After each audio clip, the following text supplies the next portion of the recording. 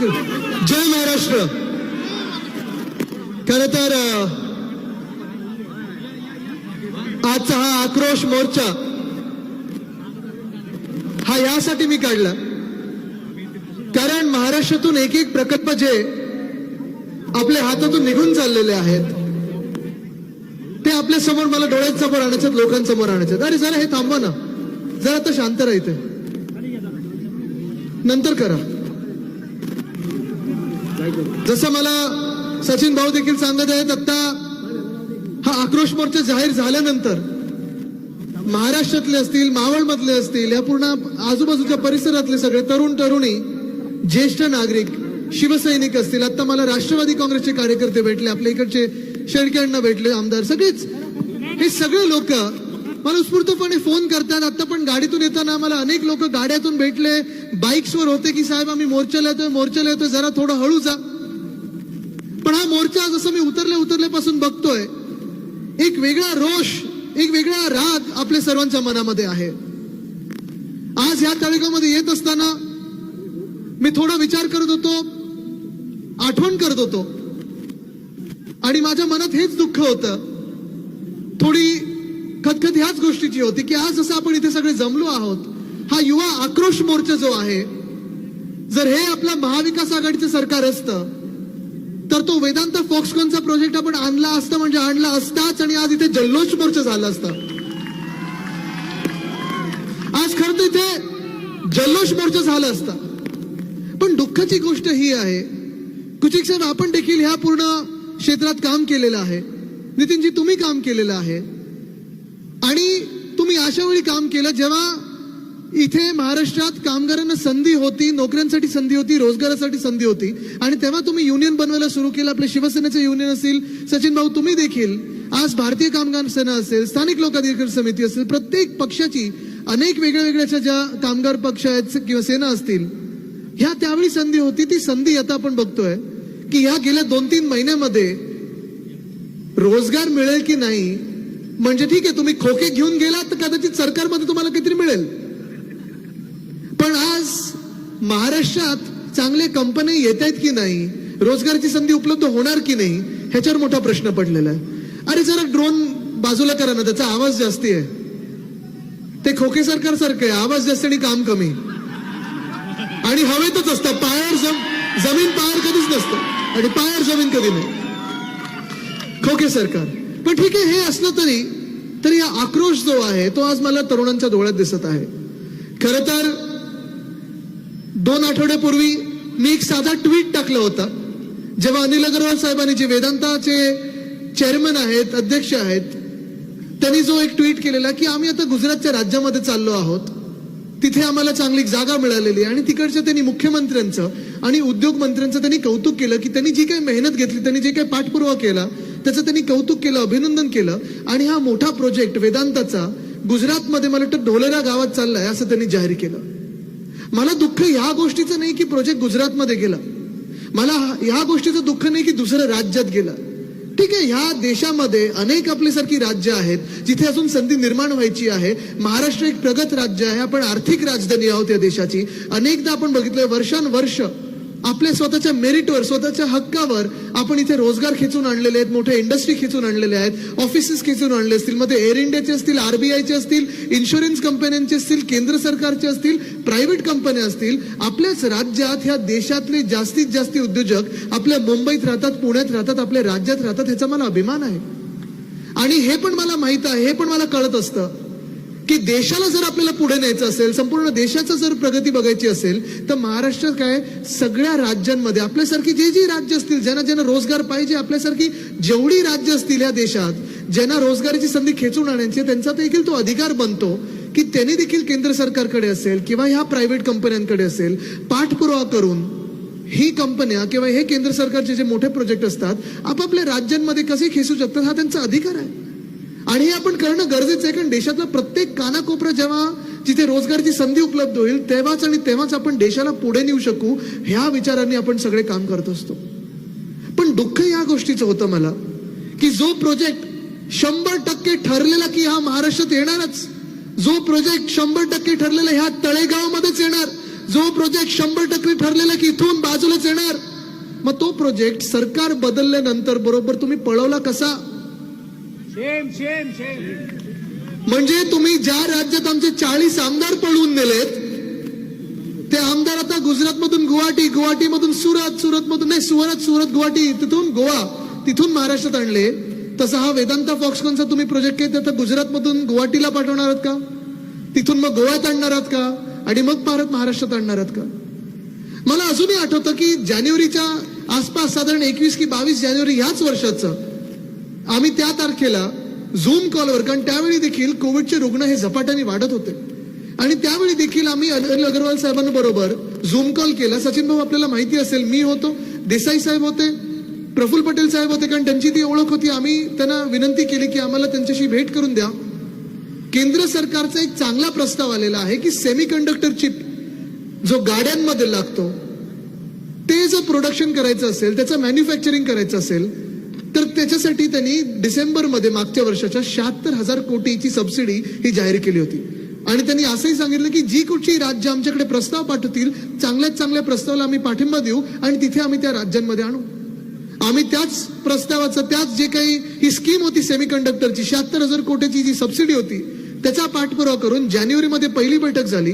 आणि तेव्हाच आम्ही अनिल अग्रवाल साहेबांना सांगितलं की बघा, महाराष्ट्रात आल्यानंतर तुम्हाला माझा जिल्हा तुझा जिल्हा नाही, जिथेही तुम्हाला महाराष्ट्रात जायचं असेल, मग आमच्या विदर्भात जायचं असेल, आमच्या मराठवाड्यात जायचं असेल, आमच्या पश्चिम महाराष्ट्रात जायचं असेल, आमच्या मुंबईत जायचं असेल, उत्तर महाराष्ट्रात, सगळीकडे जिथे जायचं असेल तुम्हाला, तुम्ही आम्हाला सांगा तुमच्या वतीने की सगळ्यात चांगली जागा कुठची, सर्वोत्तम जागा कुठची, तिथे आम्ही तुम्हाला जागा देऊ आणि तिथे जे काही तुम्हाला लागेल हे सरकारकडून आम्ही तुम्हाला दिल्याशिवाय राहणार नाही, हे आम्ही त्यांना सांगितलं होतं.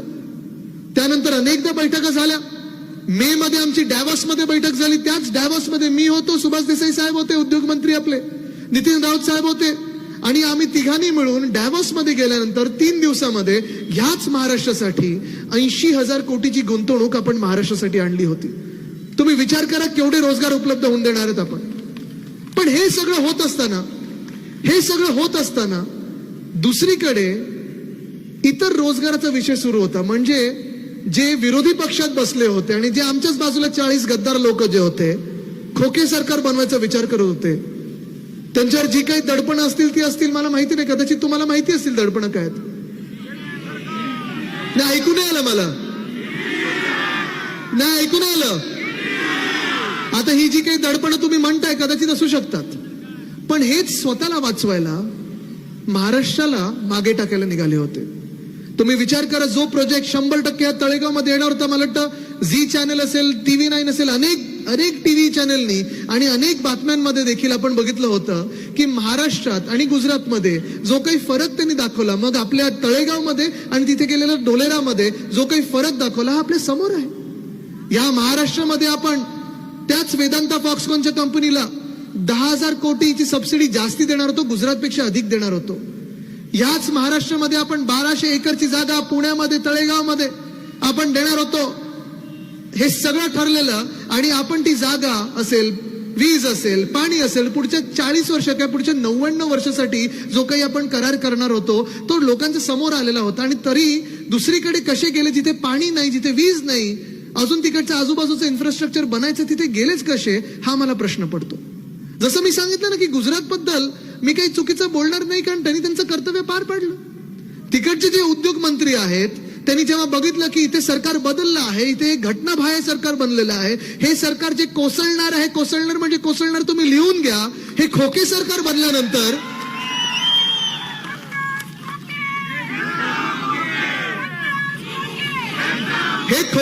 बनल्यानंतर त्यांनी मौका पे चौका मारा आणि त्यांनी इकडे येणारा उद्योग गुजरातमध्ये घेऊन गेले. त्यांचं मी देखील कौतुक करतो की त्यांनी बरोबर आमच्यावर डोळे ठेवून होते की इथे सरकार बदलतं कधी आणि चांगला प्रोजेक्ट आपण गुजरात किंवा इतर राज्यांमध्ये घेऊन कधी जातो, हे त्यांनी लक्षात ठेवलेलं. पण आज प्रश्न हा उपस्थित होतोय, जसं मी सांगितलं की मी केंद्राला दोष नाही देणार, मी गुजरातला दोष नाही देणार, मी दोष देणार तो 100% आपल्या नाकर्ते खोके सरकारला देणार, कारण त्यांच्याच नाकर्तेपणामुळे हा प्रोजेक्ट इथून तिथे गेला. ज्या प्रोजेक्टला आपण 10,000 कोटीची सबसिडी जास्ती देतोय, ज्या प्रोजेक्टला आपण वीज देतोय, पाणी देतोय, सगळ्या सवलती देतोय, या तळेगावमध्ये काही कमी आहे का? इथे तरुण तरुणी आहेत ना रोजगारासाठी, आजूबाजूला कॉलेजेस आहेत ना, ऑटोमोटिव्हचा हब आहे ना, सगळं काही आहे, रस्ते आहे, इथून पुण्याला कनेक्टिव्हिटी आहे, मुंबईला कनेक्टिव्हिटी आहे, सगळं काही इथे सर्वोत्तम असताना त्यांच्या रिपोर्टमध्ये देखील महाराष्ट्र नंबर 1 असताना आपल्या मुख्यमंत्र्यांना माहितीच नव्हतं की हा वेदांता फॉक्सकॉन कोण आहे आणि कुठून आला आणि कधी गेला. मी त्यांना जर मला विचारलं असतं थोडं 1-1.5 महिना आधी तर मी त्यांना सांगितलं असतं, साहेब त्यांच्याकडे पण 50 खोके पोचवा आणि एकदम ओके करा.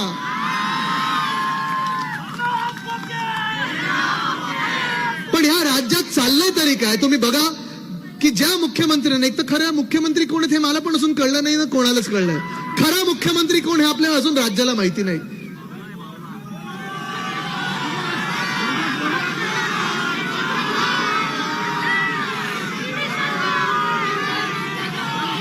बघा इथे कोणाला काही सांगायची गरज नाही, सगळ्यांना माहिती आहे सत्य काय आहे. पण आज तुम्हाला सांगतो, ज्या 26 जुलैला, ज्या 26 की 27 मला वाटतं 25-26च्या तारखेला मुख्यमंत्री महोदयांनी विधान भवनाच्या फ्लोअरवर सांगितलेलं की तो वेदांत आलेला जणू काय तो कॉन्ट्रॅक्टर होता आणि आपल्याकडे 4 लाख कोटी घेऊन येणार आहे. हो, साधी ही गोष्ट, 2 गोष्टींमध्ये फरक कळत नव्हता की वेदांताची इन्व्हेस्टमेंट, गुंतवणूक ही 2.25 लाख कोटीची होती. पण मुख्यमंत्री हाऊसमध्ये एकेरी उल्लेख करतात. खरं तर हे उद्योजक जे जागतिक असतात त्यांना अरे तू रे किंवा एकेरी भाषा वगैरे चालत नाही. जेवढं थोडं आदर सत्कार करायला लागतं. तुम्हाला देखील माहिती आहे की तुम्हाला जेवढं काही यांच्या करायला लागतं, मागे लागायला लागतं, जेवढं काही यांना जपायला लागतं तेवढं जपणं गरजेचं आहे. कारण आज महाराष्ट्रात तरुण बघतो की रोजगार कुठे उपलब्ध होणार, महाराष्ट्रात गुंतवणूक कुठून येणार. केलं ना, आम्ही पण गेले 2.5 वर्ष ह्याच महाविकास आघाडी सरकारमध्ये काम केलंय, मंत्री म्हणून काम केलेलं असतं. पण आपण कोण आहोत, आपण कुठच्या खुर्चीवर बसलो आहोत. खरं तर खुर्चीचा किस्सा हल्ली वेगळाच चाललाय. खुर्चीवर कोण बसतं हे त्यांना पण माहिती नाहीये. पण खुर्चीचा एक वेगळा मान असतो, खुर्चीचा एक वेगळा सन्मान असतो. ते ऑफिस जे असतं ते वेगळं असतं. पण महत्वाची गोष्ट ही आहे की हे सगळं होत असताना हाऊसमध्ये एकेरी उल्लेख करून 4 लाख कोटी येणार हे पहिलं हाऊसला खोटं बोलले. MIDCचं जे जर्नल होतं त्याच्यात सांगितलं 1 लाख कोटीची गुंतवणूक येणार. साधी गोष्ट आहे, 2.25 लाख कोटीची गुंतवणूक होती आणि साधारण 1 लाख लोकांसाठी रोजगार या महाराष्ट्रात निर्माण होणार होता. आपली तर भूमिका स्पष्ट होती की 80% भूमिपुत्रांना नोकरी मिळालीच पाहिजे. तरी देखील मी अजून एक सांगतो, ह्याच्याही पुढे जाऊन सांगतो की ह्या देशातून, प्रत्येक राज्यातून अनेक तरुण तरुणी येत असतात आपल्या राज्यामध्ये नोकऱ्यांची संधी बघायला, रोजगाराची संधी बघायला. ते जे स्वप्न घेऊन येतात इथे, ती स्वप्न काही इथे नुसते येऊन बघत राहायची का? नोकऱ्या कुठे मिळणार, रोजगार कुठे मिळणार, गुंतवणूक कुठून येणार? ह्या गेल्या 2-3 वर्षात जे काही आपण बघत होतो की 6.5 लाख कोटीची गुंतवणूक महाविकास आघाडी सरकारने आणली, ते जे स्वप्न आपण इथे बांधत होतो, ते जे स्वप्नाला सत्यामध्ये घडवून आणत होतो, ह्याच खोके सरकारने ते स्वप्न मोडून तोडून इतर राज्यामध्ये पाठवण्याचं काम केलेलं आहे. मला दुःख या गोष्टीचं होतं की आज मी ऐकत आहे की कुठे तरुणांसाठी रोजगार मेळावा होत आहे, कुठे छोटे छोटे रोजगार मेळावे आता सुरू करतात. कारण आता मी रोजगाराची भूमिका इथे महाराष्ट्रात घेतल्यानंतर ना, तर आतापर्यंत सगळे जे यांचे विषय होते ते जागतिक होते, पण महाराष्ट्राची देणं घेणं नव्हतं. 50 वर्षापूर्वी काय झालं, 100 वर्षापूर्वी काय झालं, हे काय बोलले, ते काय बोलले, हे बरोबर होते का, ते बरोबर होते का? सगळं जे काही झालं, घडलं, जे काही आपण भांडत आहोत ना, ते 50 वर्षापूर्वी काय झालं, 100 वर्षापूर्वी काय झालं, त्याच्यासाठी भांडत आहोत. पण आपण पुढच्या आपल्या भवितव्यासाठी, पुढच्या 50 वर्षासाठी कोण भांडत आहे ह्याचा प्रश्न आज मी इथे उपस्थित करत आहे. तुमच्यासाठी कोण भांडत आहे? होय, रोजगारासाठी शिवसेना बोलायला लागली. वेदांताचा जो प्रश्न शिवसेनेने पहिला घेतला, आमच्यासोबत राष्ट्रवादी काँग्रेस उभी राहिली, काँग्रेस उभी राहिली, या महाराष्ट्रातली जनता उभी राहिली. कारण प्रत्येकाला आज सगळ्यात महत्वाचा प्रश्न आहे की तुम्ही तर खोके घेऊन एकदम ओके झालेला आहात, पण आमच्या रोजगाराचं काय, ह्या तरुण तरुणींच्या रोजगाराचं काय? मी आज संपूर्ण महाराष्ट्र जिथे जिथे फिरत आहे, प्रत्येक ठिकाणी बघत आहे की आहे ना, लोकांमध्ये दुःख आहे की जी गद्दारी झाली, जी खंजीर खुपसला पाठीत, हे एक दुःख आहेच. पण हे जेव्हा कळलं की नुसतं शिवसेनेच्या पाठीत खंजीर नाही खुपसलं या खोके सरकारनी, तर महाराष्ट्रातल्या तरुणांच्या पाठीत देखील खंजीर खुपसलेला आहे. कारण जो प्रोजेक्ट इथे 100% येणार होता तो ह्यांनी दुसरीकडे पळवून लावलेला आहे. ह्याची मला खंत आहे, ह्याची मला दुःख, ह्याचं मला दुःख वाटतं. आहेत ना, आज पण बसलंच वाटतं दिल्लीत. पण आज मी इथे विचारत आहे की दिल्लीत स्वतःसाठी 8 की 9 वेळा गेलेले आहेत. महाराष्ट्रासाठी तुम्ही कधी दिल्लीत जाणार आणि दिल्लीला विचारणार की महाराष्ट्राला काय देताय? ही हिंमत असेल तर जाऊन दिल्लीला विचारा. स्वतःला काय मिळतं सतत जाऊन विचारत असतात. महाराष्ट्राला काय मिळणार आणि कधी मिळणार हे जाऊन विचारा. पण महत्वाची गोष्ट हीच आहे की आज मला काही काही ठिकाणून मी बघतोय काही की प्रेसमधून वाचत होतो की हा सवाल केला, तो सवाल केला, 5 सवाल केले, 10 सवाल केले, जागा दाखवा. सरकार म्हणजे की एस्टेट एजंट नसतं.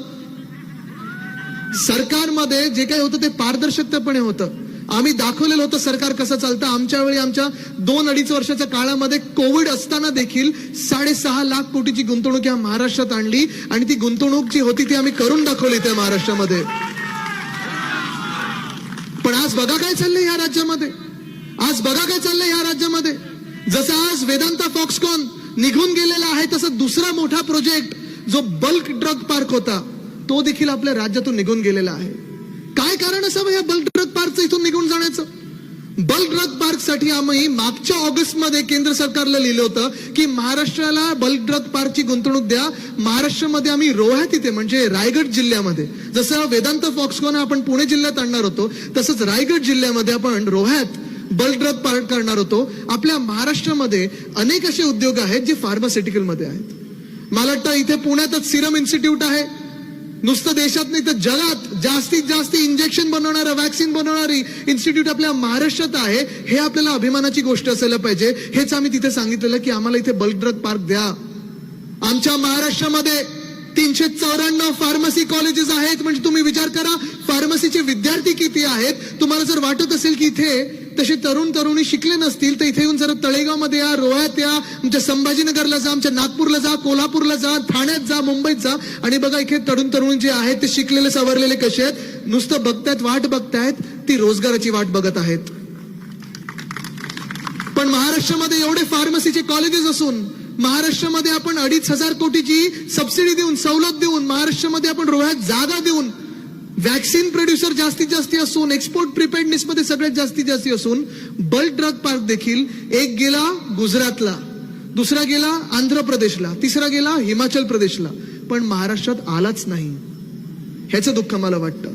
हा बल्क ड्रग पार्क देखील जो होता जसं वेदांता फॉक्सकॉन मध्ये 1 लाख मुलींना, तरुणींना रोजगार मिळणार होता तसं या बल्क ड्रग पार्क मध्ये देखील 70 ते 80 हजार मुलींना, तरुणींना नोकऱ्या मिळणार होत्या. पण ह्या नोकऱ्या गेल्यात आता दुसऱ्या राज्यांमध्ये.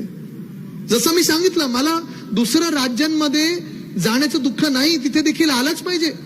दिलात ना तुम्ही, गुजरातला दिलात ना, आनंदाने द्या. हिमाचल प्रदेशला दिलात ना, आनंदात द्या. आंध्रला दिलात, मिळालाच पाहिजे. पण तसंच मग आमच्या महाराष्ट्राने काय चूक केली होती की महाराष्ट्र ह्या फार्मसी प्रोजेक्टमध्ये सर्वोत्तम असून नंबर 1 वर असून आम्हाला हा प्रोजेक्ट मिळालाच नाही. काय नक्की चूक केली आम्ही? म्हणजे ज्या प्रोजेक्टचा पाठपुरावा आम्ही करत होतो, मुख्यमंत्री महोदय उद्धवसाहेब ठाकरे तत्कालीन त्यावेळी स्वतः करत होते. 2-3दा केंद्र सरकारशी बोलले, पत्र व्यवहार केला आम्ही. हे सगळं पाठपुरावा करत असताना जर आम्ही आमच्या सरकारमध्ये हा प्रोजेक्ट जर 100% आणू शकलो असतो, मग ह्या खोके सरकारने का नाही आणलं हा माझा दुसरा सवाल इथे बनतो. जसं हे 2 महत्वाचे प्रोजेक्ट निघून गेले तसं परवा मी एक बातमी वाचून दाखवली. आमच्या बँड्रामध्येच म्हणजे वर्सोवा बँड्रा सी लिंक जिथे मी राहतो तिथून काही ठराविक किलोमीटरवर एक मोठा सी लिंक बनत आहे. ती प्रायव्हेट कंपनी आहे. प्रायव्हेट कंपनीने कुठून कुठे रोजगार घ्यावेत, कुठे इंटरव्ह्यू घ्यावेत ह्याच्यात मी काही म्हणणार नाही कारण हा त्यांचा अधिकार असतो. पण दुःख या गोष्टीचं होतं, अरे जरा ड्रोन काढा ना रे तिथून. कोण चालवते ड्रोनला?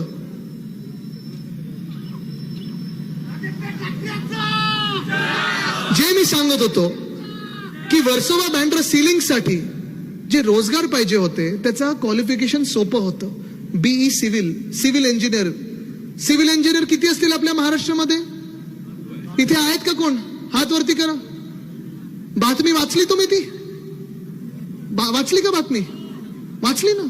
ती बातमी 4 ते 5 वेगळ्या क्वालिफिकेशन साठी होती. सिव्हिल इंजिनियर सगळ्यांना पाहिजे होते वेगवेगळे. कोण प्रोजेक्ट मॅनेजर असेल, कोण मरीन इंजिनियर असेल. ह्या सगळ्या घडामोडींसाठी त्यांनी इंटरव्ह्यू कुठे ठेवलेत? चेन्नईमध्ये. आणि जेव्हा मी प्रश्न उपस्थित केला तेव्हा त्यांनी पहिलं सरकारने हात झटकले, सांगितलं नाही आमचा काही संबंध नाही, हे तर प्रायव्हेट कंपनीचं. मी बोललो तरी देखील खातं हे मुख्यमंत्री महोदयांचं स्वतःचं आहे. जेव्हा सांगतात भूमिपुत्रांना आम्ही न्याय देऊ, जेव्हा सांगतात हिंदू सम्राट बाळासाहेब ठाकरेंचे विचार आम्ही पुढे घेऊन चाललोय, मग जसं तुम्ही चेन्नईत इंटरव्ह्यू लावलेले आहे तिथे लावा. दिल्लीत लावा, लुधियानात लावा, काश्मीरमध्ये लावा, पण आमच्या महाराष्ट्रात, आमच्या तळेगावमध्ये का नाही, आमच्या पुण्यामध्ये का नाही, आमच्या लोणावळ्यामध्ये का नाही, आमच्या रोह्यात का नाही, संभाजीनगरमध्ये का नाही, मुंबईत का नाही, ठाण्यात का नाही? हा विषय बनतो. पण ह्याच्यावर पुढे जाऊन निर्लज्जपणा जिथे जाणवला मला तो हा होता की त्यांच्या काही काय बोलतात त्याला स्पोक्सपर्सन, त्या लोकांनी सांगितलं आम्हाला उत्तर असं दिलं की महाराष्ट्रात आम्ही 1750 लोकांचे इंटरव्ह्यू घेतले, 1750 लोकांचे. पण त्या प्रवक्त्यांनी अजून एक सांगितलं की 1750 लोकांमध्ये जॉब देण्यासारखा महाराष्ट्रात एकही सापडला नाही. हे शक्य आहे का? ह्याच्यावर विश्वास बनतो तुमचा? बसत आहे विश्वास? मी आज चॅलेंज देतोय, चला मुख्यमंत्री महोदयांना, की आम्ही तिथे आंदोलन करणार नाही, आम्ही मोर्चा घेऊन जाणार नाही. हिम्मत असेल तर तुम्ही आदेश द्या आणि सांगा त्या कंपनीला की सगळेचे सगळे इंटरव्ह्यू आमच्या महाराष्ट्रातच झाले पाहिजेत. महाराष्ट्राच्या सगळ्या शहरांमध्ये, सगळ्या गावांमध्ये, प्रत्येक जिल्ह्यामध्ये इंटरव्ह्यू घ्या. ठीक आहे, मी हे बोलत नाही की कुठच्या भाषिकाला द्या किंवा कुठच्या प्रांतातल्या द्या, ज्याला कोणाला चांगला वाटत असेल त्याला द्या, पण वॉक इन इंटरव्ह्यू आमच्या महाराष्ट्रात जर काम असेल तर इथेच झाले पाहिजेत. तामिळनाडूत होणार असेल तर तिथेच झाले पाहिजेत. द्या संधी, सगळ्यांना द्या, जगभरात सगळ्यांना संधी द्या, पण इंटरव्ह्यू जिथे होतात, जिथे काम होतं त्याच राज्यात इंटरव्ह्यू झाले पाहिजेत. पण हे 2 मोठे प्रोजेक्ट हातातून निघून गेले, नोकऱ्यांची संधी निघून जात आहे. पण परवाकडे मला अजून एक धक्का बसला, तो हा होता की अजून एक उत्तर आले केंद्र सरकारचं. आमचे जे खासदार महोदय आहेत प्रियंकाताई चतुर्वेदी, त्यांच्याकडे उत्तर आलं आहे. त्यांनी विचारलेलं केंद्र सरकारला की जसं ऑगस्ट 2021 मध्ये आम्ही बल्क ड्रग पार्क रोह्यासाठी मागत होतो, तसंच मेडिसिन डिव्हाइस पार्क म्हणजे आपल्या औषधांसाठी जे काही डिव्हाइस बनतात, जे काही वेगळे वेगळे प्रकार असतात, मग व्हेंटिलेटर पासून सगळं ते बनवायला आम्ही संभाजीनगरमध्ये जागा सांगितलेली. ऑरिक सिटी आहे, बिडकीन आहे, तिथे आम्ही जागा देतो तुम्हाला, तिथे तो आम्हाला प्रस्ताव बनवून द्या. प्रस्ताव गेला आपला ऑक्टोबर 2021 मध्ये. सेम जसा हा होता तसाच होता. बल्क ड्रग पार्क मध्ये जसं 60 ते 70 हजार मुलांना, 70 ते 80 हजार मुलींना रोजगार मिळणार होता, तसाच ह्या मेडिसिन डिव्हाइस पार्क मध्ये देखील तेवढीच आपली गुंतवणूक असते, तेवढेच सवलती असतात, तेवढीच जागा आपण देत होतो. आणि 70 ते 80 हजार विद्यार्थ्यांना असेल, तरुणींना असेल, तिथे देखील संभाजीनगरमध्ये आपल्या महाराष्ट्रातच रोजगार उपलब्ध होऊन देणार होता. पण कुठेही केंद्र सरकारकडून आम्हाला काही उत्तरच आलं नाही. वाट पाहतोय. ठीक आहे, केंद्र सरकारला आम्ही विचारलं, कारण आमच्याकडे एक तर या सरकारमध्ये कुठचा मंत्री कोण काय खातं सांभाळते कोणालाच माहिती नाहीये. आमच्याकडे एक आरोग्य मंत्री आहे तिकडचे, खेकडा. त्यांना काय वाटलं, हॅफकिन हा दलाल आहे आणि त्यांनी पहिला आदेश दिला की हॅफकिन कडून औषधं घेणं बंद करा. नशीब कोविड त्यांना खेकडा नाही वाटला, तेव्हा आपले टोपे साहेब होते, तुम्ही त्यांचं काम बघितलेलं आहे. पण हा फरक जाणवत आहे की जेव्हा सुभाष देसाई साहेब उद्योग मंत्री होते तेव्हा त्यांनी 6.5 लाख कोटीची गुंतवणूक फक्त 2 वर्षात आणली, कोविडच्या काळात आणली. आम्ही जेव्हा डॅव्हॉसला गेलो होतो तिथून 80,000 कोटीची गुंतवणूक त्यांनी 3 दिवसात आणली. आणि इथे आत्ताचे जे उद्योग मंत्री आहेत, काय नाव,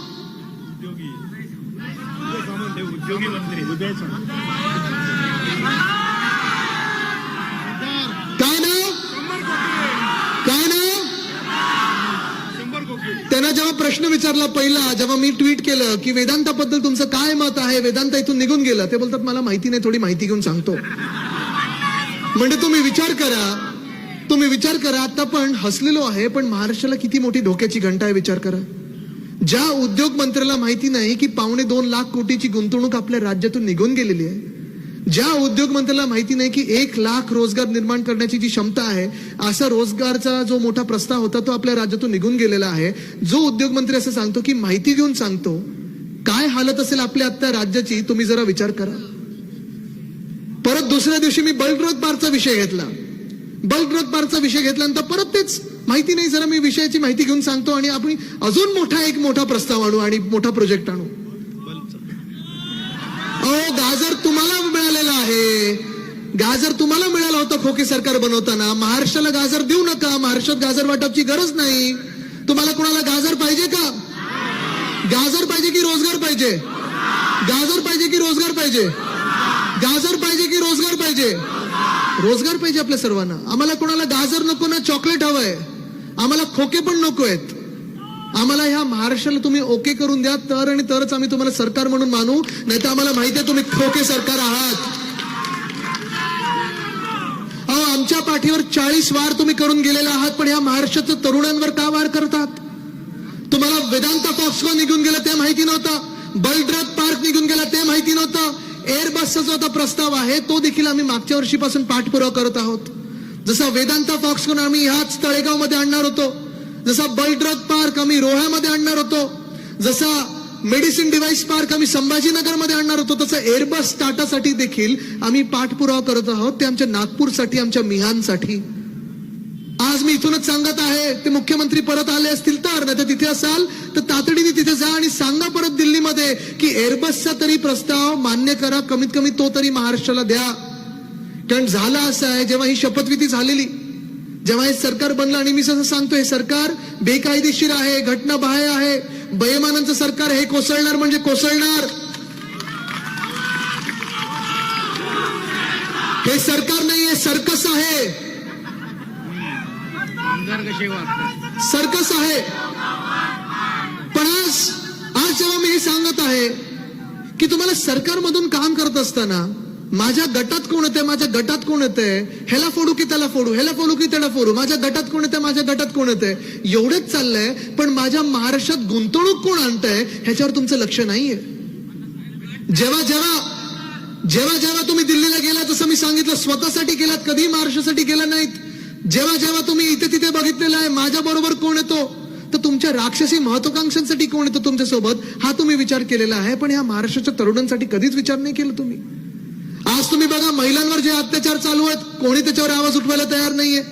शेतकरी ओला दुष्काळ जाहीर करा म्हणून आम्ही, शिवसेना असेल, काँग्रेस असेल, राष्ट्रवादी काँग्रेस असेल, आम्ही सगळे मित्र पक्ष त्या विधान भवनाच्या पायऱ्यांवर जेव्हा उभे होतो, तेव्हा आम्ही जेव्हा ओरडायचो 50 खोके एकदम ओके, एक दोन निर्लज्ज मंत्री आम्हाला येऊन विचारतात तुम्हाला हवेत का, तुम्हाला हवेत का. बरोबर आहे, त्यांचं नाव घेण्याचं देखील मला आता गरज पण नाही आणि वाटत सुद्धा नाही. कारण एवढा निर्लज्जपणा मी बघितलंच नव्हतं या महाराष्ट्रामध्ये.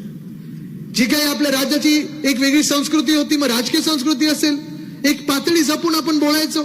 टीका जी काय व्हायला लागली आहे, 2-3 नेत्यांनी आता जे काही टीका केली आमच्यावर, ठीक आहे, आमची बदनामी करायचं तेवढं करण्याचा प्रयत्न करा, आम्हाला संपवण्याचा प्रयत्न करतात संपवण्याचा प्रयत्न करा, आम्हाला राजकारणातून बाहेर काढण्याचा प्रयत्न करतात तेवढा करा, जेवढे वार करण्याचा प्रयत्न करतात करा ना, काही आम्हाला काही फरक पडत नाही. 40 वार पाठीवर घेतलेले आहेत, 12 खासदारांचे वार पाठीवर घेतलेले आहेत, अजून किती वार करायचे या, जेवढे वार घ्यायचे तेवढे करा. हिंमत असती तर तुम्ही समोरून केले असते, पण तुमची हिंमत आम्हाला दिसली. आणि त्याच दिवशी दिसली जेव्हा तुम्ही सुरतेला पळून गेलात ना, जेवढी मेहनत तुम्ही तिथे पळण्यासाठी गेली होती, तेवढीच जर मेहनत आज या महाराष्ट्रात तुम्ही गुंतवणुकीसाठी केली असती ना, तर हीच जनता तुम्हाला डोक्यावर घेऊन नाचली असती.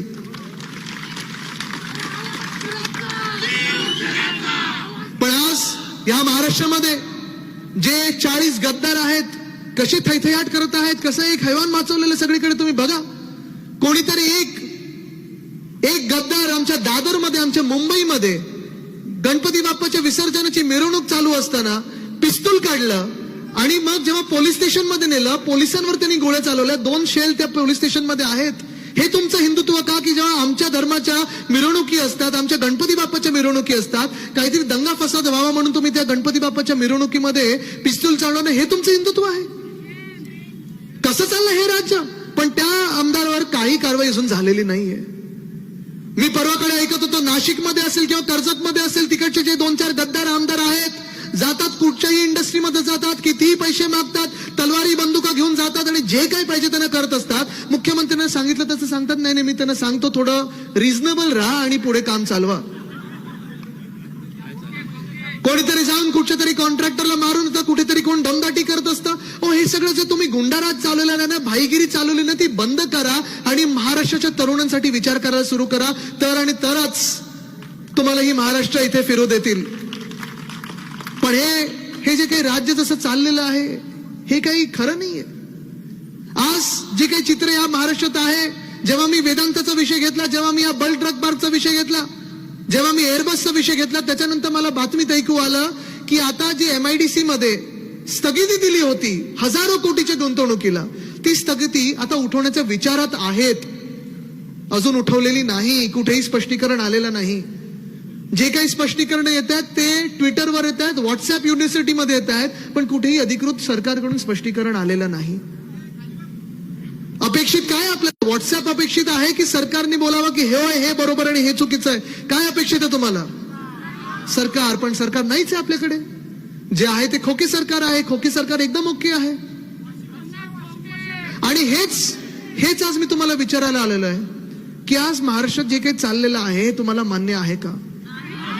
आज जे काही आपल्या राज्याचं चित्र बनत आहे, राजकीय असेल किंवा औद्योगिक असेल, कुठचाही उद्योग, कुठचीही बँक, परवा पेटीएमची कोणाची तरी बातमी आली, पण हे सगळं जे काही होतं, कुठचीही बँक असेल, जे काही असेल, पहिलं जर विचार करायचे ते आपल्या महाराष्ट्राचा विचार करायचे. हिंमत बघा किती आज महाराष्ट्रात वाढत चाललेली. आणि मी त्याचं कौतुक करतो, त्या तरुणांचं कौतुक करतो. जेव्हा राज्याचे गृहमंत्री असतील, उपमुख्यमंत्री महोदय असतील, त्यांच्या समोर देखील आंदोलन त्यांनी केलं की आम्हाला रोजगार द्या, आमची नोकर भरती करून घ्या. तुम्ही विचार करा ना की आज महाराष्ट्राचं तरुण एवढं हतबल झालेलं आहे की समोर आंदोलन करायला लागतं, लाठी खायला लागते, आणि तरी देखील आपल्याला रोजगार मिळत नाही, नोकऱ्या मिळत नाहीत. हे महाराष्ट्र आज, हा महाराष्ट्र तुम्हाला पटणारा आहे का? जो महाराष्ट्र अभिमानाने एका काळी पुढे चाललेला, मग राज्य कुठच्याही पक्षाचा असो, पण महाराष्ट्रात उद्योग यायचे तर यायचेच. महाराष्ट्रात उद्योग असेल, रोजगार असेल, ज्या महाराष्ट्राला आपण आर्थिक राजधानी समजायचो ह्या देशाची, तो महाराष्ट्र मागे पडत चाललेला आहे. आज रोजगार आपल्याला टाटा बाय बाय करून निघून चाललेले आहेत. आणि आपण नुसतं आज ह्याचा प्रवेश माझ्या गटात झाला आणि त्याचा प्रवेश माझ्या गटात झाला हे चालू आहे. पण कुठेही ह्या महाराष्ट्रामध्ये उद्योग कुठून आले हे आपल्याला कळत नाहीये. उद्योग निघून चाललेले. आणि ह्या महाराष्ट्राला जर पुढे न्यायचं असेल आपल्याला, तर तुम्हाला सगळ्यांना एकत्र यायला लागेल, ह्या तरुणांना एकत्र यायला लागेल. आहात का तयार? कारण ही लढाई किती दिवस चालेल, कशी चालेल आपल्याला माहिती नाही. सगळ्यांना माहिती आहे, उद्योजक पण बघत आहेत, जागतिक उद्योजक. आणि मध्ये जे बोलले होते ना हे गद्दार लोक की आमच्या क्रांतीची नोंद 33 देशांनी घेतली होती, आता दिसते कुठची नोंद घेतलेली, त्यांच्या गद्दारीची नोंद घेतलेली. उद्योग या महाराष्ट्रात यायला घाबरत आहेत की उद्योग जर या महाराष्ट्रात आले तर आमच्याकडून पण खोके मागितले जातील कदाचित, हे आता घाबरायला लागलेले आहेत. वातावरण गढूळ होत चाललेलं आहे. आणि हेच वातावरण जर आपल्याला शुद्ध करायचं असेल, साफ करायचं असेल, स्वच्छ करायचं असेल, तर आपल्याला तरुण आणि तरुणींना सगळ्यांना एकत्र यायला लागेल. तयार आहात का? कारण ही लढाई मोठी असेल. निवडणूक कधी लावतील आपल्याला माहिती नाही. निवडणूक लावण्याला घाबरत आहेत. मी तर सतत सांगत आहे, चला महानगरपालिकेची तरी निवडणूक घ्या, आमदारकीची निवडणूक घ्या, खासदारकीची निवडणूक घ्या. जे जे गद्दार पक्षातून निघून गेलेले आहेत ना, चला निवडणुकीला सामोरे या. जनता एकदा ठरवेल की कोण सत्य बोलत आहे. मी पण निवडणुकीला तुमच्या सोबत उतरीन. चला 41 लोकांनी निवडणूक लढूया. चॅलेंज आहे माझं तुम्हाला. आज कालच आपण बघितलेलं आहे की उच्च न्यायालयामध्ये सन्माननीय न्यायालयाने सांगितलेलं आहे की सत्यमेव जयते, आणि तेच मी घेऊन पुढे चाललेलो आहे.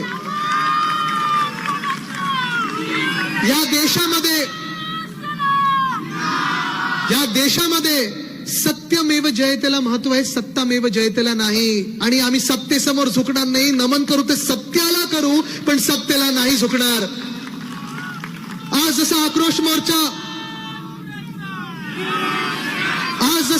मोर्चा या तळेगावमध्ये घेतलेला आहे, ह्या पुण्याच्या आपण आजूबाजूच्या परिसरामध्ये घेतलेला आहे, तसाच पुढचा आक्रोश मोर्चा आमचा संभाजीनगरमध्ये देखील होणार आहे. तिकडे देखील प्रश्न विचारायला की मेडिसिन डिव्हाइस पार्क तुम्ही घालवला कसा. पण स्थानिक खासदार तर गायबच आहेत ना, गायबच आहेत. जाऊ दे, त्यांच्याकडून अपेक्षितच नाहीये. पण मी आज तुमच्या माध्यमातून आणि ह्या सगळे जे पत्रकार बांधव भगिनी आहेत त्यांच्या माध्यमातून या महाराष्ट्रातल्या तरुण तरुणींना अपील करत आहे की जर जे काही नाट्य दुसऱ्या कुठच्या राज्यात घडलं असतं, जर गुजरात मधून असतं किंवा आंध्र प्रदेश मधून असतं की हिमाचल प्रदेश मधून असतं, असे 3 महत्वाचे प्रकल्प निघून गेले असते, 2 लाख रोजगाराची संधी निघून गेली असती, तर तिकडच्या स्थानिक उद्योग मंत्र्यांनी राजीनामा दिला असता ना? दिला असता की नसता? की जॅकेट घालून फिरले असते सगळीकडे? दिला असता राजीनामा.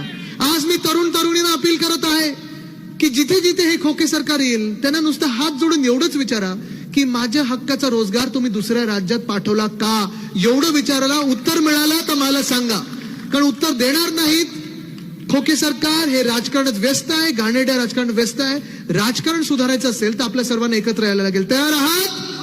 नक्की हीच तयारी घेऊन आपल्याला पुढे जायचंय. तरुणांना एकत्र बांधायला लागेल. कारण रोजगार हा आपल्या जीवनामरणाचा प्रश्न आहे. रोजगार हा आपल्या अभिमानाचा प्रश्न आहे. आपण जेवढे शिकत असतो तसाच रोजगार आपल्याला मिळाला पाहिजे आणि तो आपण मिळवून देणार म्हणजे देणार. हीच शपथ घेऊन मी पुढे निघत आहे. धन्यवाद. जय हिंद, जय महाराष्ट्र, वंदे मातरम. तरुणांचा रोजगार पळवणाऱ्या सरकारचं करायचं काय? राजेश दादा, या गुजरात सरकारचं करायचं काय? अरे तरुणांचा असं रोजगार पळवणाऱ्या सरकारचं करायचं काय?